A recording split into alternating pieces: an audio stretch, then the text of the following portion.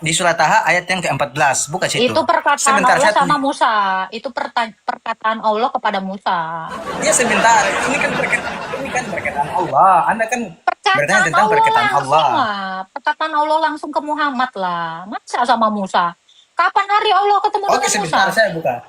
Ya, sebentar. Silakan. Ini nih, ayatnya bunyi seperti gini. Adakah pengakuan Yesus di Alkitab kalian itu seperti ini? Sebentar. Bisa didengar? Oke, Silakan. saya baca Kamu ini ya. yang tulis. Oh iya. Iya. Original teks ini. Oke. Santai ya. Oke. Innani anallahu la ilaha illa ana fa'buduni wa aqimis salata li zikri.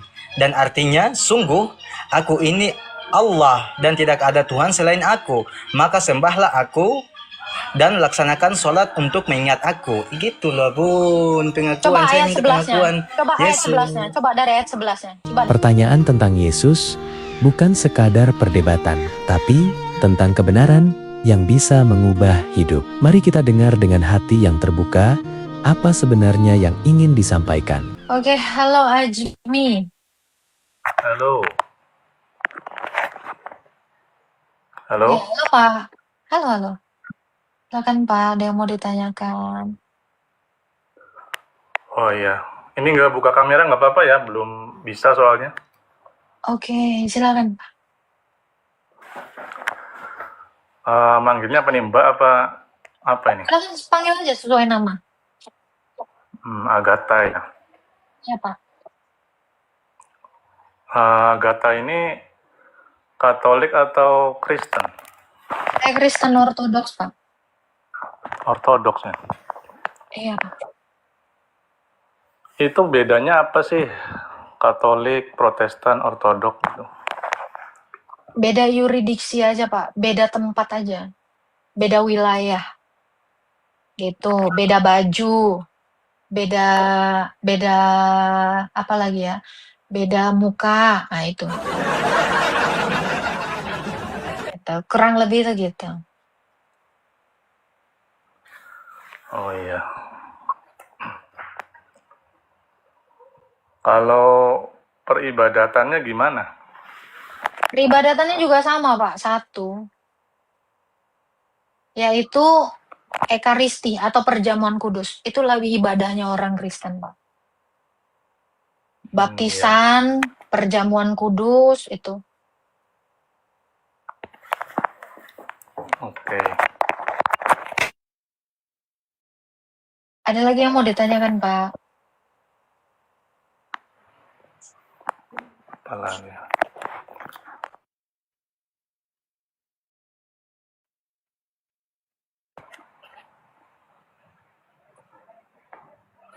Kalau saya lihat di mana Bible itu kata Tuhan itu merujuknya enggak, kalau Tuhan gini aja deh, apa bedanya dalam keimanan Agatha? Tuhan itu siapa? Allah itu siapa? Bapa itu siapa? Oke. Allah itu hakikat.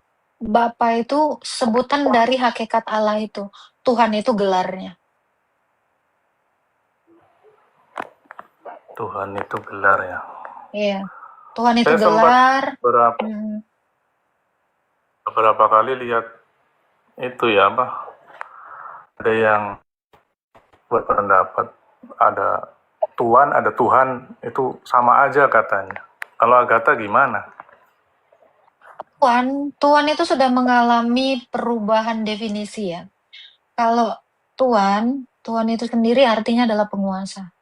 Nah, sekarang ini definisi Tuhan itu karena bahasa itu berkembang, itu mengalami yang namanya degradasi atau penurunan kualitas. Tuhan itu bisa disematkan kepada seorang laki-laki. Kalau dulu Tuhan itu hanya disematkan kepada penguasa. Gitu. Nah, Tuhan itu adalah penguasa di atas penguasa di bumi dan di langit. Makanya namanya Tuhan. Gitu. Jadi, skup kuasanya itu, kendalinya itu lebih lebar. lebih besar lagi.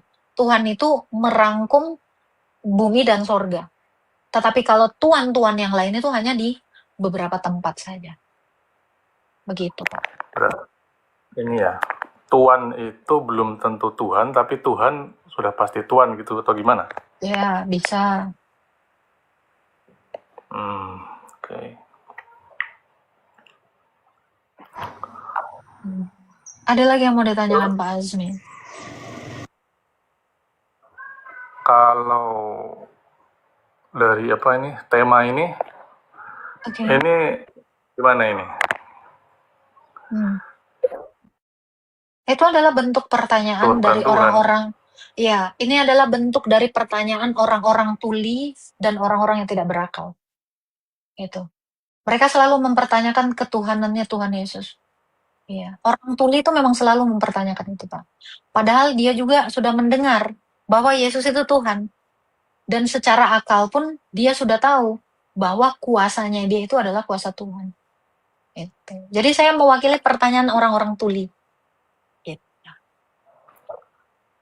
Kuasanya Yesus, kuasanya Tuhan. Maksudnya kuasa yang apa nih? Apa? Maksudnya kuasa yang apa? Soalnya Ya, kan kuasa Yesus itu di bumi dan di sorga, bahkan di dunia orang mati. Yesus itu berkuasa atas segala-galanya. Gitu. Ya, ketika dia membangkitkan orang mati, ketika dia juga bangkit dari antara orang mati, itu menunjukkan kuasa Tuhan. Itu menunjukkan kuasanya itu tidak bisa dimiliki oleh penguasa-penguasa lain. Contoh Fir'aun.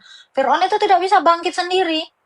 Bahkan Tuhannya Amon-Ra pun tidak sanggup membangkitkan dia. Gitu. Jadi dia membuktikan bahwa kuasanya itu nyata, bukan hanya omon-omon. Gitu. maksudnya kuasa bangkit dari kematian itu ya. Iya, dia sendiri tidak bisa bangkit dari antara orang mati kan, Fir'aun itu. Dia mengaku dirinya Tuhan. Tetapi dia sendiri tidak mampu membangkitkan dirinya yang mati. Termasuk si Sai Baba ini. Dia ngaku-ngaku membangkitkan orang mati, tahu-tahu dia mati.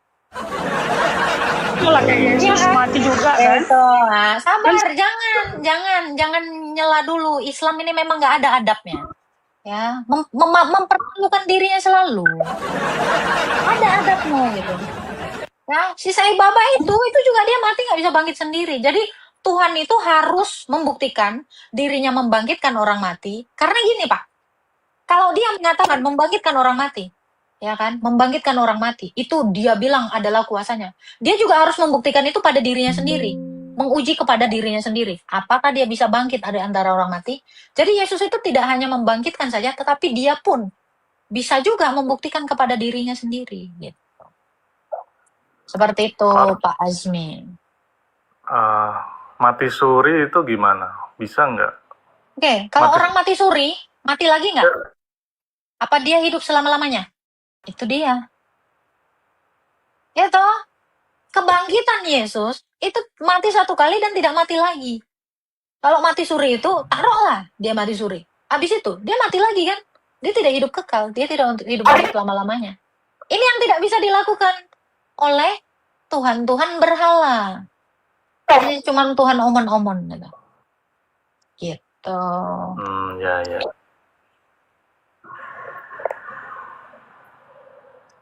Seperti itu, Pak. Terus, jadi harus juga diuji kepada dirinya sendiri. Apa lagi, Pak? Kan ada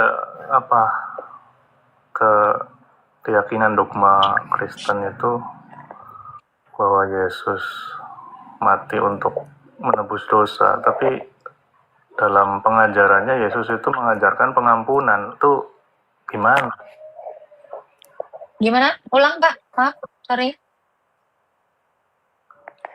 Iya, dogma Kristen itu kan bahwa Yesus untuk menebus dosa manusia, tapi dalam pengajarannya sebagai nabi itu dia mengajarkan adanya pengampunan, artinya tanpa harus penebusan itu bagaimana? Pengampunan ya melalui penebusan lah. Tidak ada pengampunan kalau tidak ada kurban. Pengampunan itu baru ada ketika ada kurban. Jadi pengampunan itu adalah penghapusan dosa. Dosa itu hanya bisa dihapus dengan cara mata ganti mata, nyawa ganti nyawa. Itu baru dihapus. Itulah keadilan Tuhan.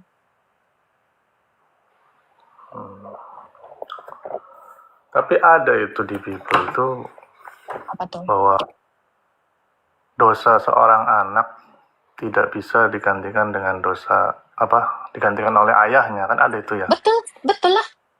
Makanya nggak bisa. Maksud saya harusnya manusia itu menanggung dosanya masing-masing begitu. Oh, kalau manusia menanggung dosanya masing-masing, bagaimana dia selamat? Apa fungsi Tuhan? Ya toh? Kalau manusia itu berdosa, terus dia nanggung sendiri, berarti nggak ada yang masuk surga. Terus apa gunanya Tuhan? Ocang-ocang kaki di RC. Lebih nggak guna Tuhannya gitu loh. Untuk apa dia disembah-sembah, nggak ada faedahnya dia. Kalau kita toh menanggung dosa kita sendiri gitu loh. Gitu Pak, logikanya kan seperti itu. Ya itu kembali ke ini ya, keyakinan masing-masing ya. Bukan secara logika sih sebenarnya Pak. Fungsi Tuhan itu ya, kalau dia kuasa ya sama seperti kita, menurut hemat kita pun yang berkuasa itu harusnya melindungi yang lemah kan.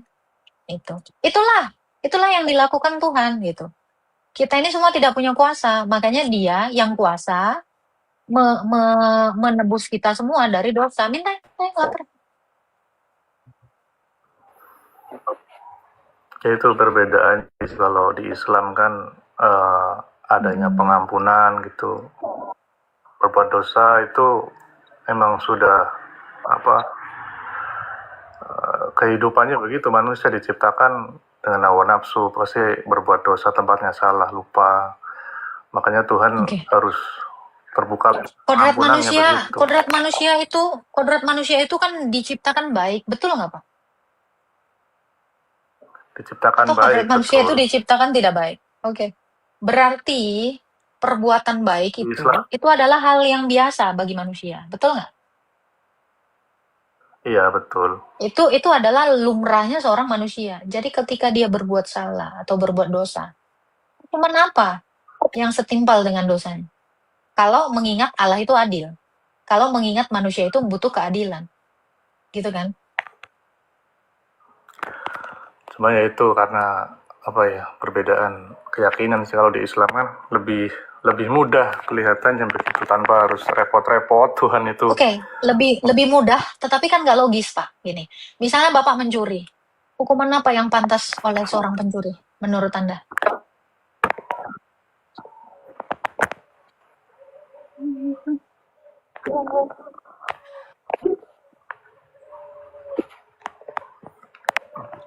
Oke, misalnya ada seseorang membunbun gitu kan. Hukuman apa yang pantas terhadap seorang pembunbun gitu? Karena Tuhan itu selain Maha mengampuni, dia juga kan Maha adil. Keadilan apa yang didapat oleh korbannya dan keadilan apa yang didapat oleh pelakunya. Iya, di Islam juga ada itu namanya kisos atau ya semacam itu. Tadi saya poin kan mengenai penebusan dosa yang tadi itu. Nggak ada dosa ditebus Pak. Dosa itu bukan ditebus Pak. Dosa itu diampuni, dihapus. Mengerti tidak definisi ditebus?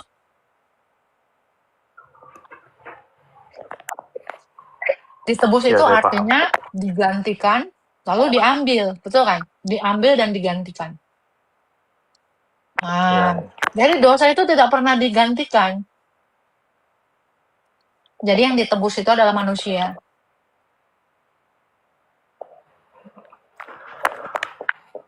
Terasinya juga yang mau saya tanyakan, katanya penebusan dosa, tapi dalam yang saya baca itu Yesus itu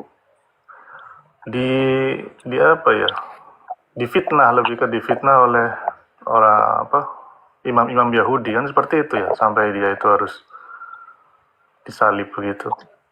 Enggak. Artinya Yesus itu bukan difitnah. Penebusan. Yesus itu tidak pernah difitnah.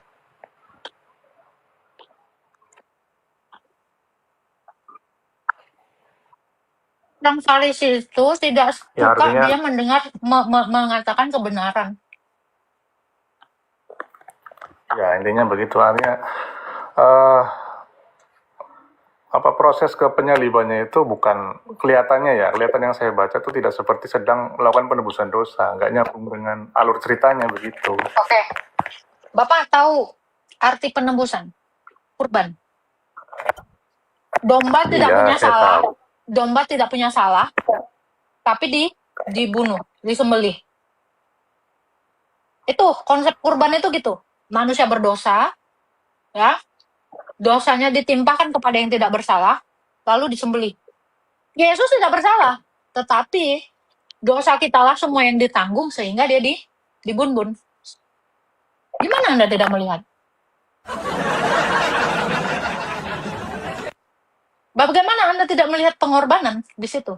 Saya justru jelas-jelas melihat pengorbanan di situ. Dia yang tidak punya dosa, tetapi dibuat menjadi dosa. Oke, berarti Penyaliban di dalam kitab Taurat Musa, di Ulangan 21, ini kan sudah dinubuatkan kepada Musa. Musa ini sudah menuliskan tentang Yesus. Kalau ada orang bersalah, dia harus digantung pada sebuah tiang, alias disalib. Dia nggak berdosa, saya berdosa, tapi dia yang digantung. Sama seperti domba. Domba nggak ada salahnya. Domba mana ada dia buat dosa. Tetapi dia disembelih. Itu sama korelasinya. Sama maknanya. Bahwa yang tidak bersalah dikorbankan. Karena yang berkorban itu harus yang tidak punya dosa. Kalau pendosa dikorbankan untuk pendosa, lah dia aja ada dosanya. Bagaimana? Nah, orang berdosa, ibarat kata orang punya hutang, membayar hutang, itu tidak bisa terjadi. Sementara dia punya hutang, tapi dia sok-sokan membayar hutang orang lain. Kan seperti itu. Dosa itu adalah hutang. Oke. Kemudian ini, seandainya memang misinya untuk penebusan dosa, bukan penebusan dosa, Pak. Bukan penebusan dosa. Penghapus dosa, menebus manusia dari dosa. Ini kata yang salah. Oke lah, terserah. Maksud saya begini, ketika penyaliban itu diartikan demikian, lantas mengapa ketika Yesus ingin ditangkap, dia memohon dilepaskan dari cawan itu, iya kan? Di Bukit Getsemani kan Yesus minta dilepaskan, dibebaskan dari itu. Artinya dia takut di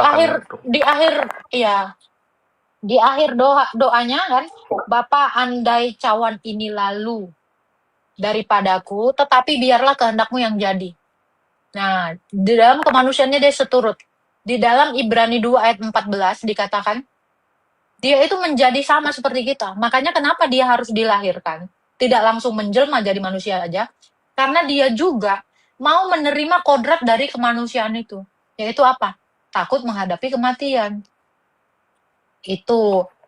Ya, karena anak-anak itu dari darah dan daging, maka ia juga mendapatkan keadaan yang sama dengan anak-anak dari darah dan daging itu. Supaya melalui kematiannya, dia memusnahkan yaitu iblis yang berkuasa atas maut, sebab orang-orang itu takut pada kematian. Itu. Makanya kenapa dia harus dilahirkan? Karena dia kalau menjelma langsung jadi manusia, dia udah pernah. Kepada Abraham, dia sudah langsung menjelma kepadanya. Ya, menampakkan diri dalam rupa manusia. Tapi dia tidak merasakan kodratnya manusia. Makanya, Yesus itu sengaja dia mengambil kodrat manusia, dilahirkan, supaya dia benar-benar menerima kodrat yang dari manusia itu sepenuhnya. Itu. Jadi ketika di Taman Getsemani, wajar dia melakukan itu. Sebab imam besar yang kita punya, bukanlah imam besar yang tidak turut melaksanakan kelemahan-kelemahan kita. Sebaliknya dicobai, namun tidak berbuat dosa. Jelas ayatnya. Berarti karena jadi takut. Karena gitu. dia sudah mengambil kodrat manusia, ya kodrat manusia itu dia juga dapat bagian itu. Nih, Saya kasih ayatnya. Ibrani 2 ayat 14 sampai 15.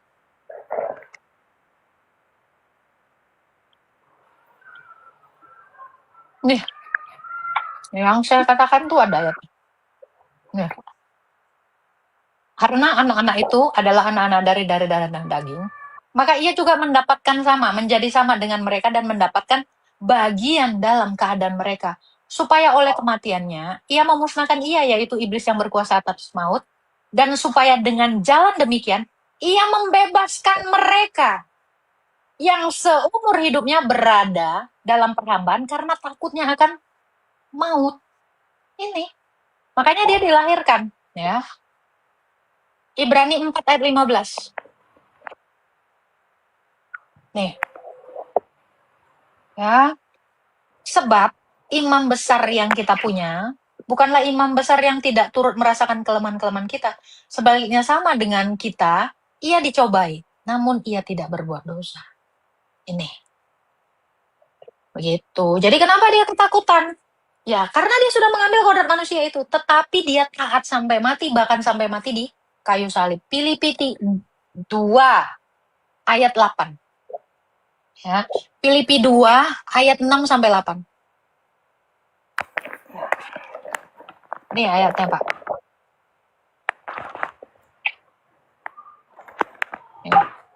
Yang walaupun dalam rupa Allah tidak menganggap kesetaraan itu sebagai milik yang harus dipertahankan, melainkan dia telah merendahkan dirinya dan mengambil rupa seorang hamba.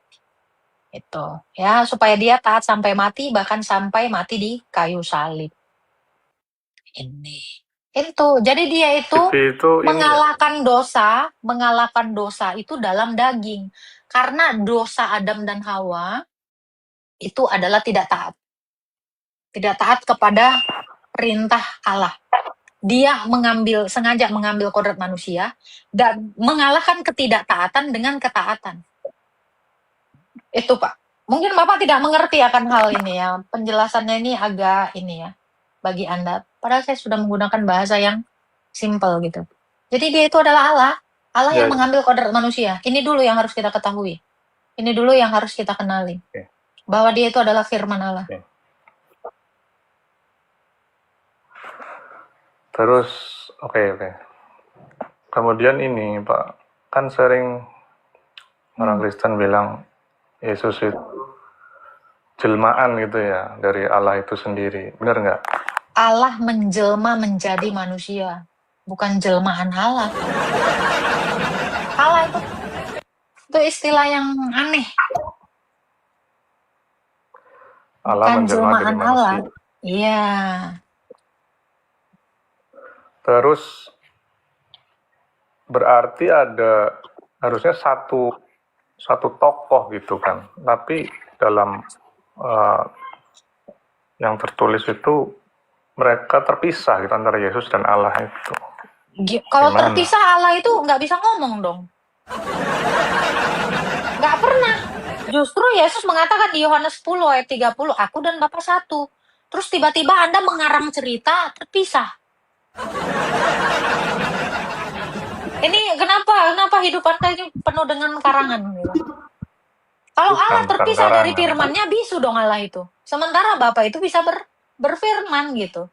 Ini kan kekocakan yang hakiki gitu loh. Siapa yang menarasikan Allah terpisah? Orang gila mana yang mengatakan Allah terpisah dari firman-Nya? Ya, tadi aja waktu di Taman Getsemani, Yesus berdoa. Itu kan menunjukkan... Berdoa dengan terpisah apa hubungannya?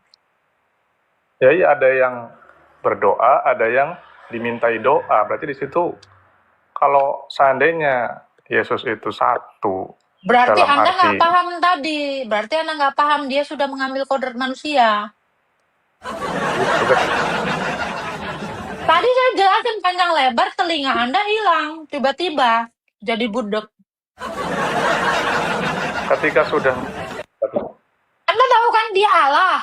Mengambil kodrat manusia. Saya manusia, mengambil. Berarti saya tambahkan. Yang HP ini bukan saya. Tapi satu gitu loh. Aduh, ini... Udahlah Pak, Bapak tanya yang ringan-ringan aja Pak. Bapak nggak nyampe otaknya. Coba, sekarang saya tanya Anda gini aja deh. Nanya sekarang aja deh. Allahmu bisa membangkitkan orang mati nggak? Bisa. Siapalah orang mati yang udah dibangkitkan dia? Nggak Gimana? ada. Siapa satu orang mati yang sudah dibangkitkan dia? Orang yang sudah dibangkitkan banyak, bukan cuma Yesus. Orang mati yang sudah dibangkitkan Allahmu itu siapa? Pakai real aja lah. Kamu kalau bilang Yesus, karena Quranmu bilang Allah itu mengangkat Isa, tidak mematikannya. Ini jangan ngarang lagi, Bapak. Karena Isa itu nggak mati dalam perspektif Anda. Ya, so? Siapa?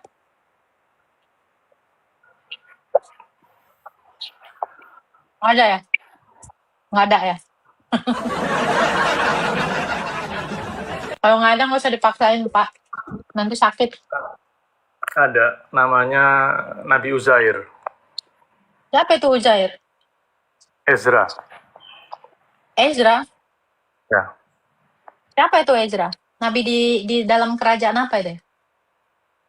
Emangnya Allahmu punya nabi namanya Ezra? Iya, kalau dalam tradisi Islam namanya Uzair, kalau di Alkitab mungkin namanya Ezra.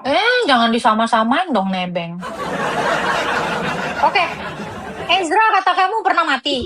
Kayak gimana kisah hidupnya? Kok bisa dia dimatikan terus dihidupkan? Coba, Ezra yang diinin. Coba.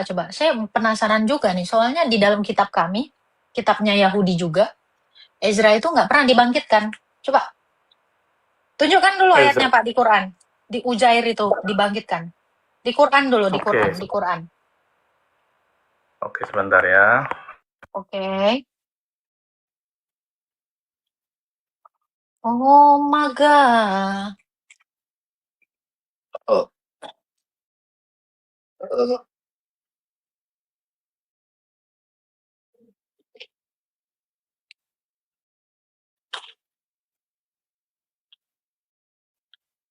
Ayat berapa, Pak?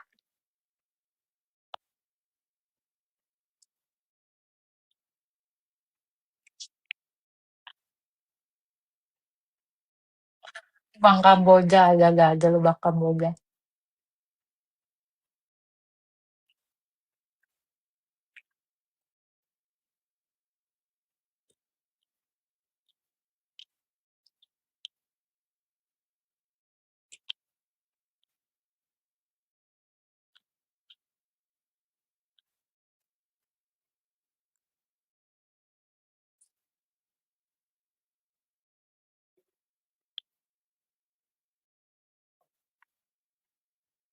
Ini ya, aku kasih info buat teman-teman Kristen ya. Ezra itu tidak pernah dipanggil nabi, tetapi dia imam. Ini satu aja. Ini juga untuk teman-teman Kristen. Siapa tahu ada teman-teman Kristen yang nggak tahu ya. Ezra itu bukan pernah, bahkan tidak pernah disebut nabi, tetapi seorang imam. Oke.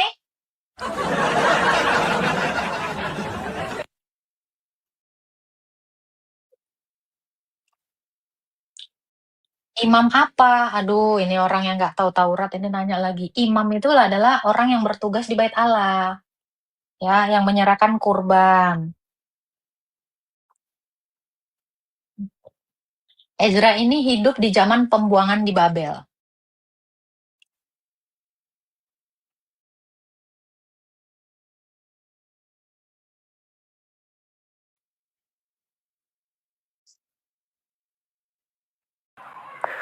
Suratnya surat Al-Baqarah ayat 259. Al-Baqarah ayat Al-Baqarah ayat 259.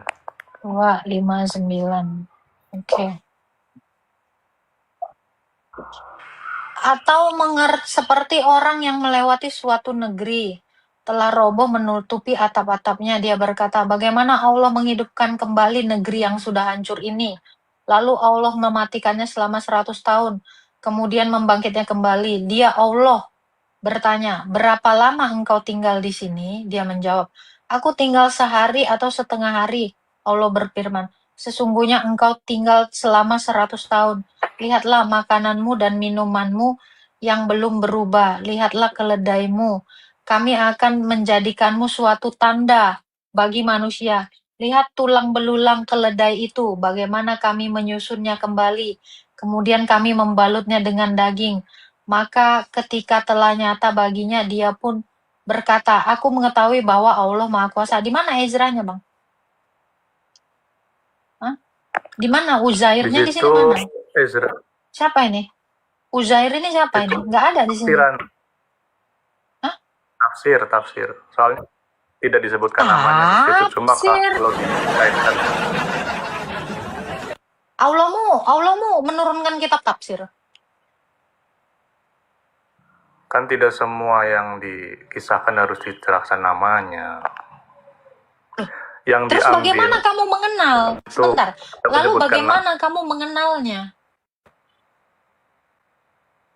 Bagaimana kamu mengenal nama Uzair sementara tidak ada nama Uzair? Nih gimana sih Tuhanmu ini tidak akurat? Bukan tidak akurat. Kenapa di situ tidak disebutkan nama? Karena poin yang ingin disampaikan dalam Al-Quran itu tentang kekuasaan. Oke, ini saya lihat ya. Ini saya baca tafsirnya ya, tafsir Wajiz. Ini juga tidak menuliskan namanya Ezra. Namanya Uzair pun tidak ada di tafsirnya ini ya, tafsir Wajiz. Nih ya. Aku melihat suatu negeri. Nih, nggak ada, ini tafsir nih, saya baca tafsirnya. Ya, nih. Ini tidak ada dikatakan Uzair. Seperti cerita orang melewati suatu negeri. Ini apa lagi nih? Ini menceritakan apa ini? Seperti. Di mana, Pak? Ya udah. Di tafsirnya aja nggak ada gitu loh. Jadi kalau masih penasaran tinggal cari siapa Bukan masalah orang penasaran, Pak. Bukan masalah penasaran ya. Seolah-olah si penafsir ini lebih jago daripada Tuhannya sendiri gitu loh. Nih, saya cari lagi nih tafsir Tahlili. Nggak ada juga Uzair ya. Kalian ini gimana ya saya bilang ya? Menarasikan sesuatu tapi kayak teka-teki, orangnya, informasinya nggak ada. Seriusan, ini dua tafsirnya saya lihat nggak ada nama Uzair di sini. Oke, satu hal lagi yang saya kasih tahu ya. Oke, satu hal lagi ya yang saya kasih tahu ya Pak. Ezra di dalam kitab kami itu seorang imam, bukan nabi Pak. Saya kasih tahu Anda. Ezra dalam iman kami dan iman Yahudi, ya, itu seorang imam, bukan nabi. Ini pun salah lagi, makanya saya bilang, ini banyak anehnya gitu loh.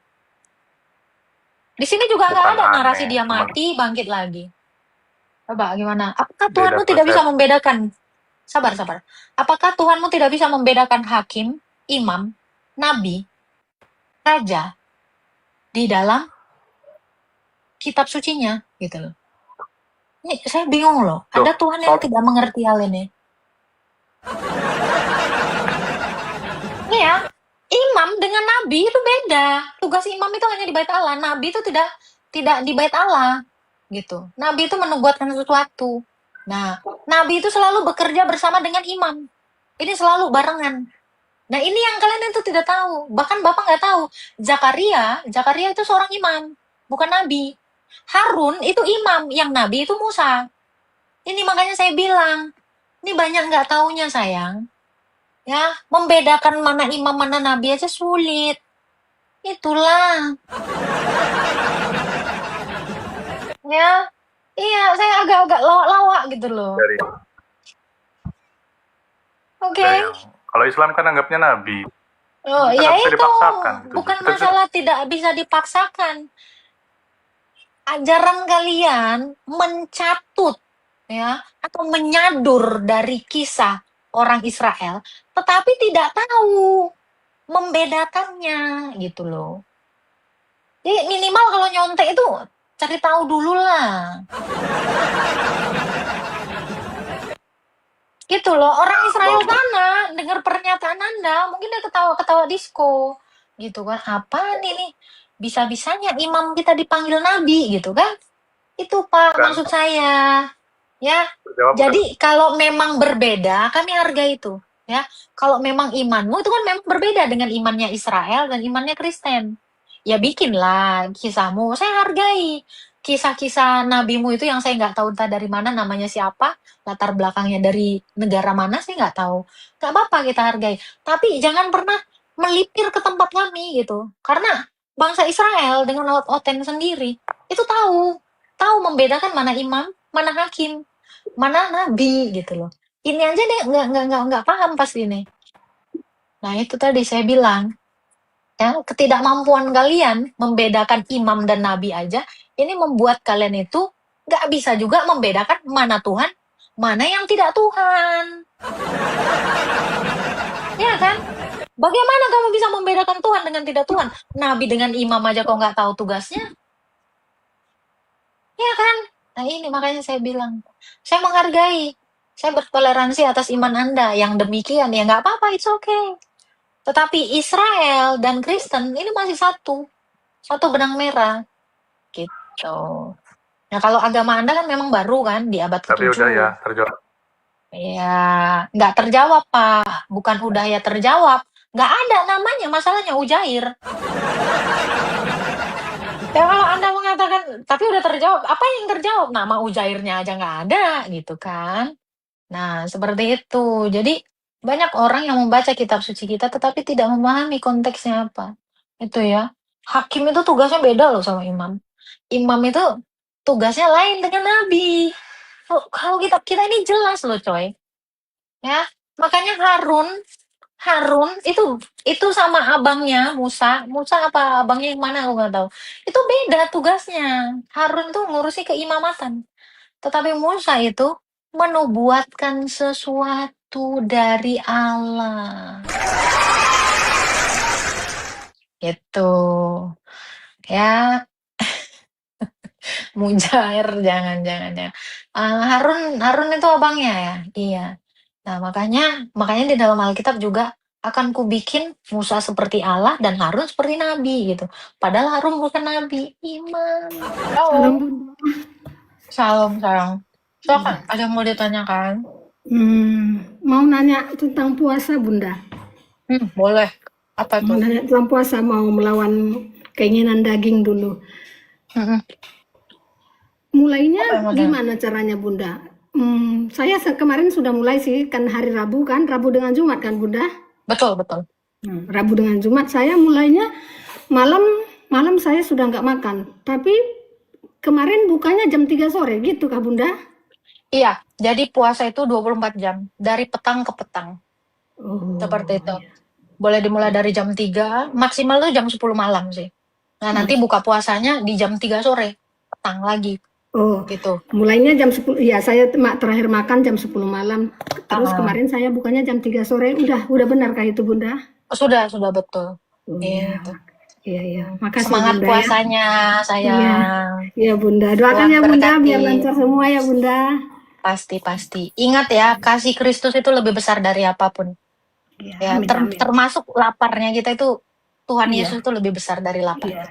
Iya Bunda. Oke. Iya Bunda. Yang kuat ya, Tuhan Iya. berkati. Amin. Bunda juga diberkati terus ya Bunda ya. Semangat terus Amin. Bunda. Amin. Saya turun. Salam. Ya. Boleh minum air putih? Enggak. Kalau puasa itu ya tidak makan, tidak minum. Tetapi kalau kamu mulai mencoba, boleh menghilangkan haus ya. Karena berpuasa itu untuk melatih tubuh kita, melatih jasmani kita ya, sehingga kuatlah rohani kita untuk menahan segala tekanan hidup kita. Gitu. Itu bagus. Dan itu juga bagus untuk detoksifikasi usus kita ya. Makanya puasa itu baik untuk kita semua. Begitu. Jadi selain memperkuat tubuh kita, juga memperkuat roh kita. Begitu. Oke, kita naikkan lagi ya. Berapa hari, Kak? Itu tadi, Rabu dan Jumat itu puasa harian. Biasanya kalau menjelang Paskah, menjelang Natal kita itu juga puasa. Paskah itu 40 hari, menjelang Natal itu 30 hari. Halo, Islam.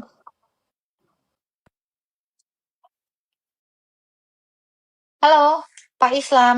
Aduh, aku nggak enak manggilnya. Bun, puasa boleh nonton BF kayak sebelah nggak? Apa itu BF? Yang fighting itu ya? Silakan, buka kameranya, Pak.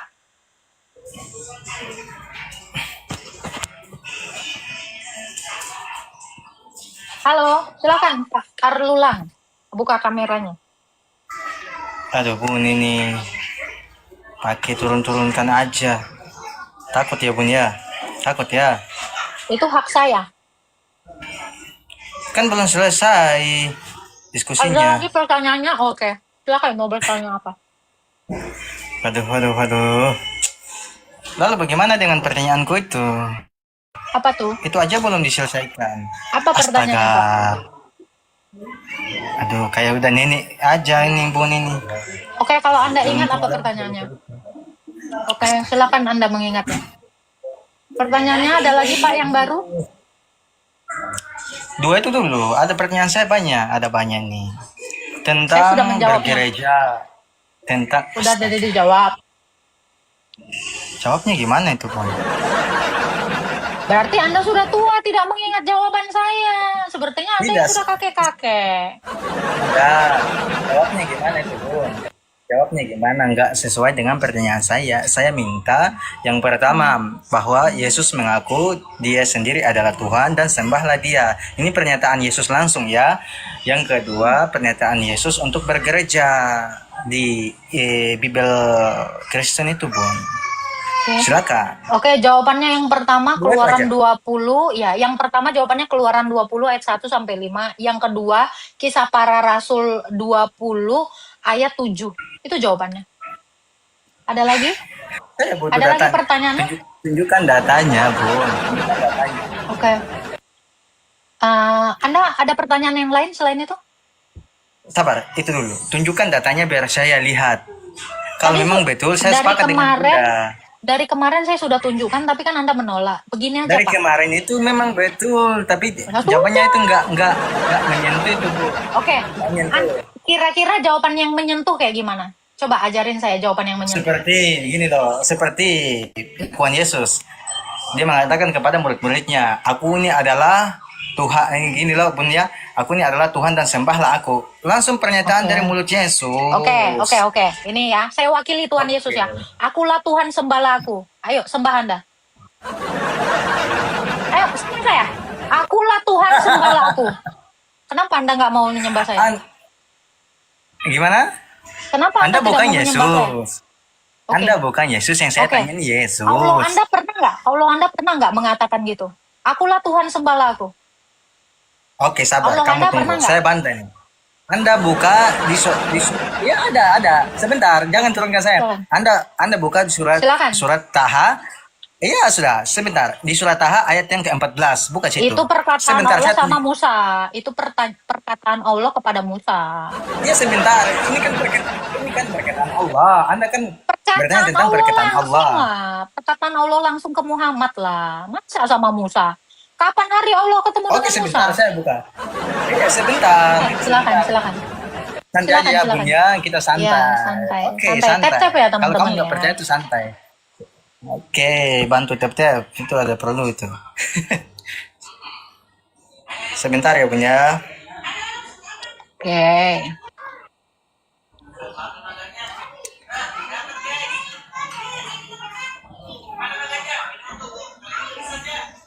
Saya buka di surat Taha dulu, biar Bun mengerti ya. Silakan. Saya open cam data saya aja ya. Boleh. Saya tunjukkan dulu. Ini kan seperti gini nih, ayatnya bunyi seperti gini. Adakah pengakuan Yesus di Alkitab kalian itu seperti ini? Sebentar. Oke.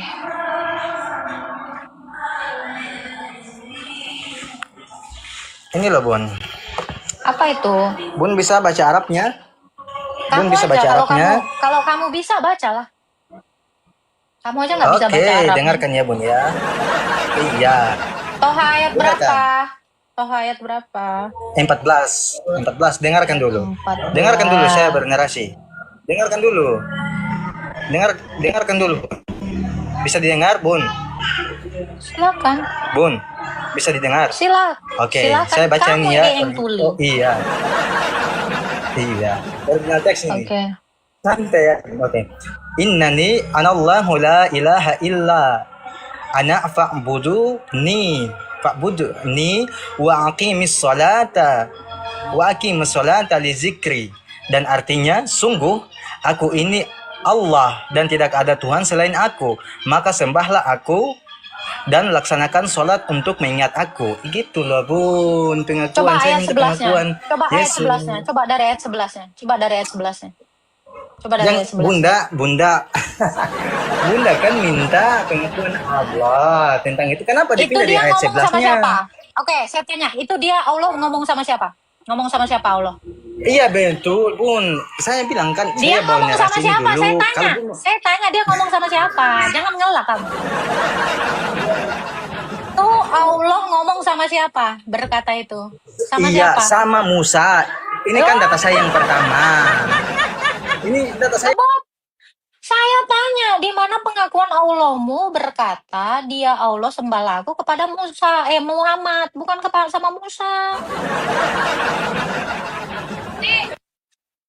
Itu makanya saya bilang, dia itu di ayat 11-nya, nih ayat 11, ya. Ketika mendatanginya di tempat api, Musa dipanggil, wahai Musa, sesungguhnya aku adalah Tuhanmu. Itu ngomongnya sama Musa, saya nanya sama Muhammad, coy. Tuh, gitu loh, jadi jangan menarasikan sesuatu, ya, yang tidak kamu ketahui. Itu kan, karena Keluaran 20, itu juga Tuhan Yesus ngomong sama Musa.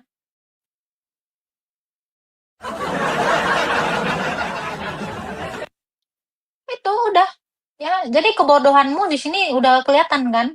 Kamu tidak menguasai kitab sucimu. Kalau saya menguasai kitab suci saya.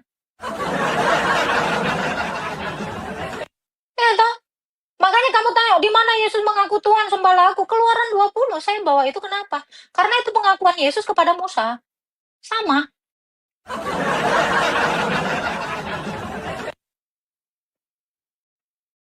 Itu. Ya kan? Udah. Ada lagi yang mau ditanya? Yang barulah pertanyaannya. Pertanyaan-pertanyaan yang udah saya jawab, jangan ditanya lagi. Udah kan? Gimana? Masih mau naik lagi? Gak berani dia lagi naik kan? Ya udah. Gitu loh. Itu kan narasi Tuhan Yesus kepada Musa. Nah, gimana? Teman-teman tap-tap ya. Bunda nih jangan turunkan, takut ya.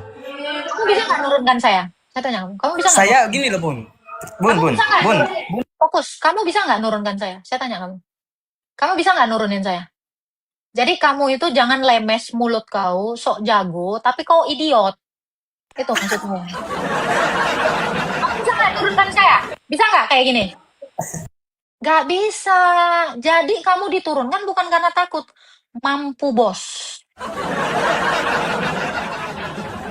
Yang takut itu adalah ketika menghadapi penyaliban, dia kabur, diangkat ke sorga, diserupain. Itu penakut.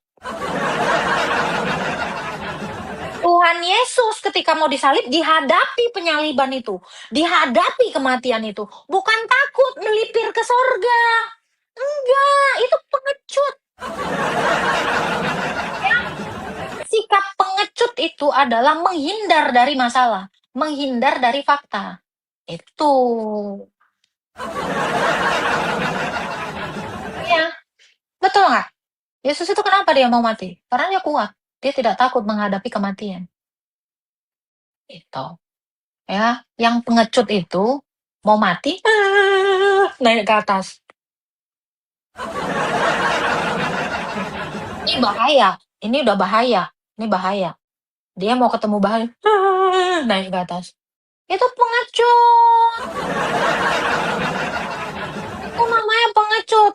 Kalau ada bahaya, mati, bangkit lagi. Itu baru kece, bos. Oke. Begitu. Ya kalau punya kuasa hadapi, betul nggak? Kalau nggak punya kuasa pakai trik yang lain. Gitu. Kecuali nggak punya kuasa, kabur. Mana? Mau naik lagi? Kita jadikan mainan aja dia. Biar rame, biar ada tontonan kita.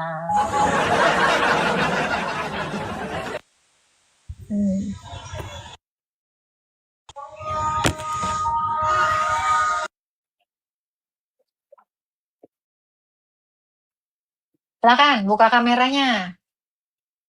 Buka mute-nya. Sebentar Bun, di sini lagi azan sebentar ya. Ya, kamu itu Islam bukan? Kamu Islam nggak? Kamu Islam nggak? Islam. Nanti saya sholat sendiri begitulah. Siapa Tuhanmu? Siapa Tuhanmu? Siapa Tuhanmu? Bentar Bun, lagi azan. Saya menghargai Nggak ada agama saya. urusannya saya. Udah, ya kamu aja sendiri hargai. Ngapain pula saya ikut-ikutan? Oh, kamu aja nih azan aja dulu sana. Ngapain pula saya ikut-ikutin kamu? Cabutlah kau. Menghargai apa kamu? Ngapain kau naik dulu? Ya udah kau hargain aja dulu. Nggak ada kok perintahnya juga. Nggak ada perintahnya. Saya tanya kamu, emang ada perintahnya? Coba, ada nggak perintahnya? Saya tanya kamu, ada perintahnya nggak? Perintah menghargai azan ada nggak di dalam Quranmu?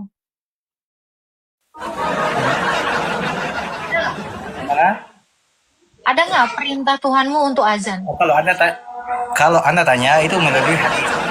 Nah, kalau nggak ada, Sebentar. ngapain kamu melakukan hal yang nggak penting? Jangan. Udahlah, rusak telinga aja kamu. Udah kau di bawah aja. Sebentar. Mau ngapain kau sebentar? Sebentar.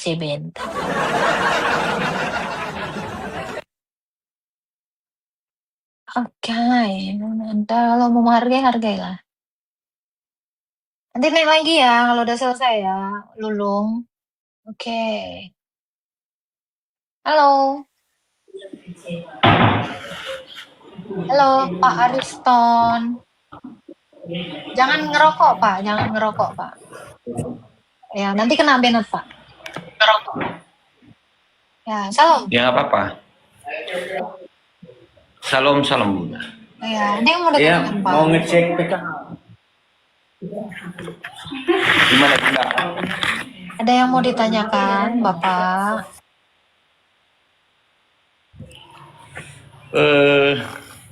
Salam kenal aja Bunda. Siap. Salam kenal. Tuhan berkati, Pak. Amin. Salam ya Pak ya. Ya udahlah ya teman-teman ya. Thank you untuk waktunya, thank you untuk diskusinya yang keren ini. Walau kalian nggak pernah keren.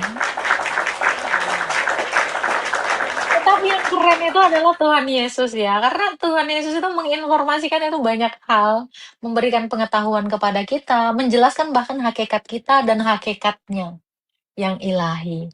Gitu ya. Kebenaran bukan untuk diperdebatkan saja, tapi untuk dihidupi. Jika ini memberkati Anda, bagikan kepada orang lain, dan mari bersama mencari Tuhan dengan hati yang tulus. Tuhan memberkati.